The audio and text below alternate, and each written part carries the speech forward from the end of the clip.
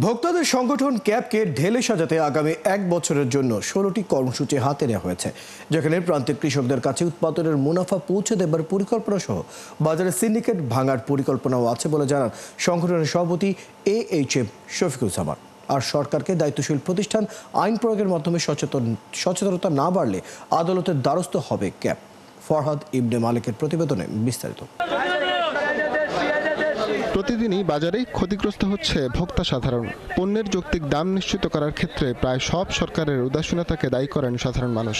ভোক্তাদের স্বার্থ সুরক্ষায় বেসরকারি প্রতিষ্ঠান ক্যাব কিছু চেষ্টা করলেও গেল 48 বছরে খুব বেশি সফলতা নেই।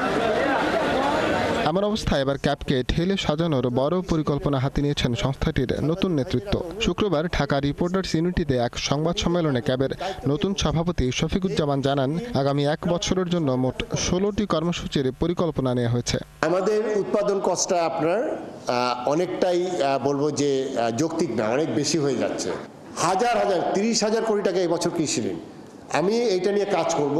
আমি একটা এলাকায় যাব এবং সেখানে আমি কৃষকদের সাক্ষাৎকার নেব। ওই ব্যাংকে আমি যাব যে তারা কৃষি ঋণ ওই কৃষকটা পেয়েছে কিনা।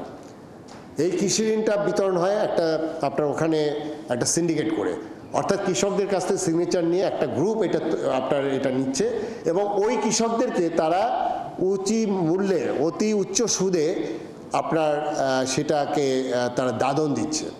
ভোক্তা ও কৃষকের ন্যায্য পাওনা আদায় ও মধ্যস্বত্বভোগীদের দৌরাত্ম্য নিয়ন্ত্রণে সরকারি প্রতিষ্ঠানগুলো ব্যর্থ হলে আদালতের দ্বারস্থ হতে চায় ক্যাব। যে আমরা তো আইন প্রয়োগ করার কোনো সংস্থা না, যখন দেখব যে আমাদের এই আইনের মধ্যে কোনো কাজ হচ্ছে না, তখন প্রয়োজনে আপনারা জানবেন যে আমরা সরকারকে হাইকোর্ট থেকে আমরা কোনো ভার্ডিক্ট নেব।